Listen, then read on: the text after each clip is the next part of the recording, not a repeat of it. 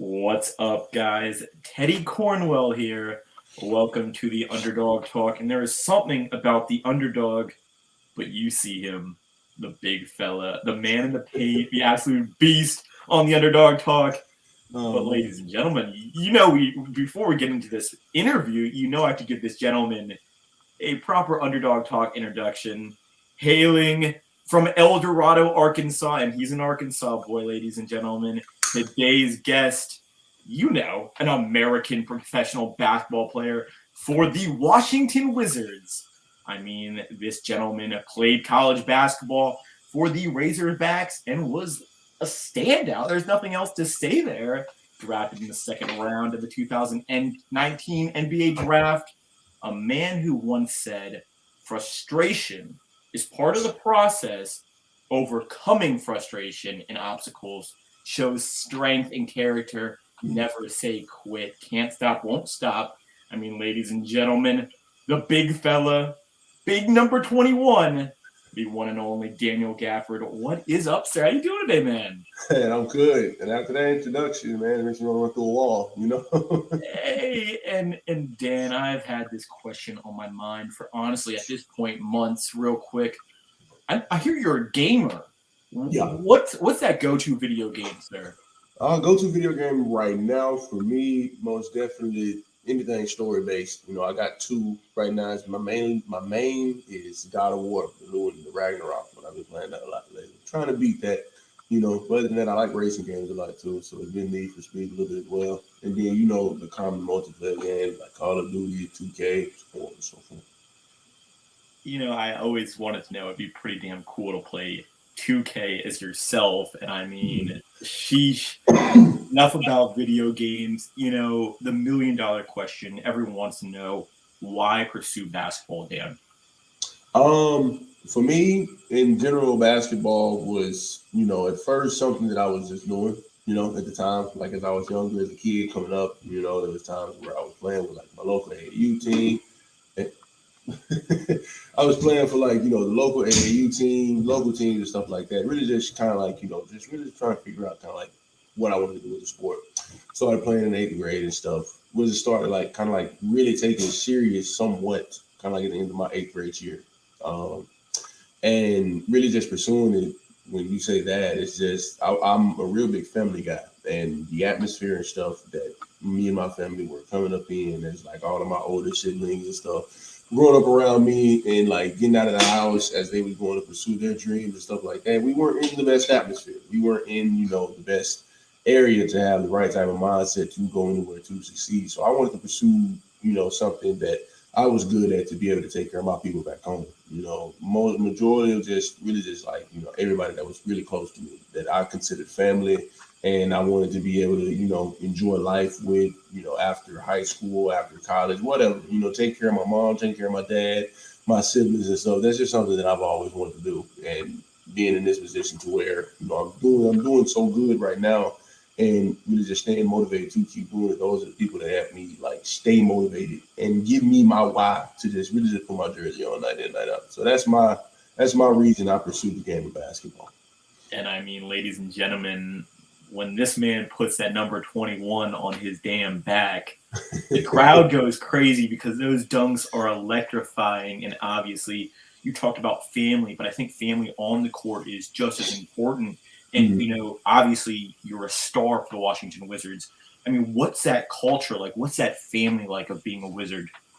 I mean, it's dope. When I first got here, the team, the organization, the city in general, they all welcomed me with open arms, and we just, in my point of my career, of me being with Chicago for a year and a half that I was there, it was just really just another opportunity for me, and really just coming with just like a humble mindset. Everybody was just ready for me to be here. And when I came here and I did, I just really just can't say too much to where like I'm like grateful for how much appreciation and stuff that this city has shown me, this team has shown me, because they gave me another chance at what I wanted to do and what I wanted to be, and they, helped me find ways to certify my role on the team.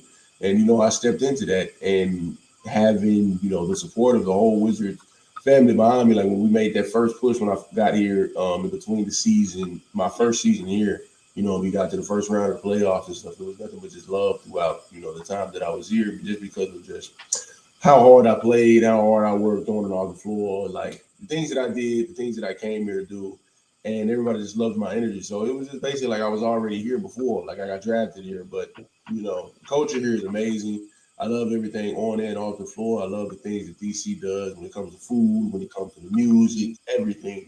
I mean, it's basically everything jumping up into one in a big city, and I love it here. When it comes to Southeast, downtown around Capital One Arena, just in those areas and stuff. It's just all love, Yeah. And like my first year, I was around in the Southeast area, used to always do all kind of stuff around in that neighborhood and whatnot. Like just being in that community, it just showed me, where I came from and how you can work your way up to really just separate yourself from like, the atmosphere that you don't want to be in, or the atmosphere that kind of like built you up and help you set a foundation for yourself. Because what I'm saying, if you can work your way up to be able to come out of something like that, everybody's going to be behind you because you're a product of the culture basically. So, being in that position just really just, warms my heart. Just having like the support from basically the whole, place of Washington DC. I love it all here. The district is something else. And, Mhm. ladies and gentlemen, you should know by now, but this gentleman here broke the all time record for field goal percentages with a wild 84.6%. I mean, welcome to DC, big fella. What, I mean, gosh, what was that like, after really just grinding, giving it your all, putting the city on your back? What was that like Um, breaking a record? I mean, I'm always like humble when it comes to stuff like that. I just come out and it's another game to play and it's another game to win. No matter the outcome, I go out there and I give 110%. And then at the end of the day, like if I'm not, satisfied or if I don't feel good about the way I played or anything like that, I just try to come out and be better in the next game. Plain and simple. I can't be what I was before. I can always work on what's ahead. Plain and simple. I take it one day at a time. So just really just with breaking that record, I didn't even know I did. I didn't even know I did. There was times like I seen it. I seen like my percentage or anything, but every other day is just another game for me. And I go out and I just play ball. I have fun with it. I enjoy it. There's a lot of frustration and stuff that comes out for me through the game, but that's just like, somewhat of my competitive spirit, which I can be better at. But at the same time, like I just, I wanna be, part of that team to where like these guys never quit. These guys fight night in, night out, full 48 minutes of the game, and they give their all. Plain and simple, you know. And I think something that really develops character and brings out the best of us is adversity, Dan. What has been your biggest adversity you've dealt with as an NBA player? Um, Adversity for me is just kind of like the self doubt. That's one thing that I used to always deal with, especially in Chicago. I felt like with my time in Chicago and whatnot, I kind of took like my position for granted.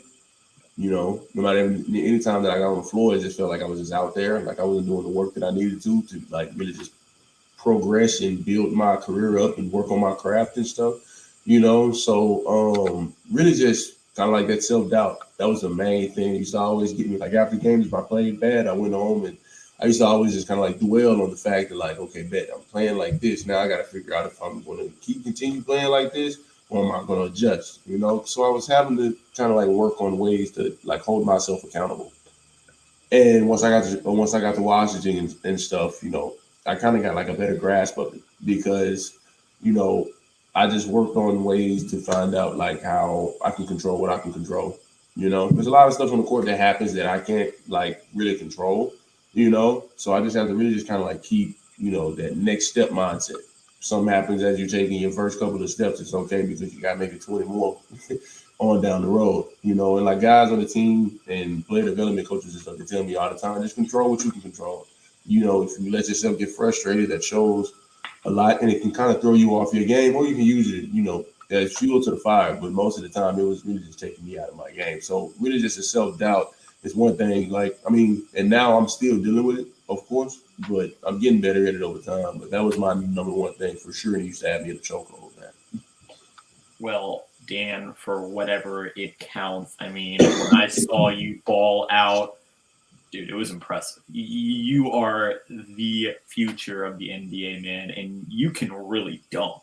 Now, I'm a 5'6" uh, kid, so I have never had that luxury of dunking. Mhm. So I have a self doubt. You should not. Now, for anyone who's watching, who is looking to go pro or go to the college level, Dan, after what you've been through, what you've seen, and where you are, what is your biggest tip for someone who is looking to make it into the NBA like you once were, sir?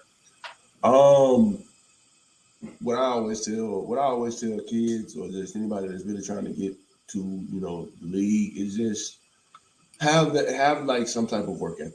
You know, no matter what area it is on the floor, have some type of work ethic and show that no matter what goes on, you can be coachable. You can really just kind of like keep your head, stay poised, and just come in every day and put your head down and work.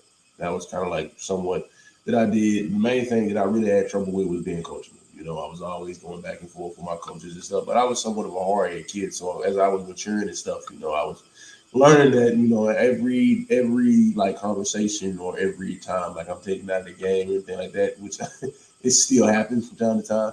I can't react the wrong way because people pay attention to that, and really just with the work ethic part, just come in and just put your head down and just give it 110%.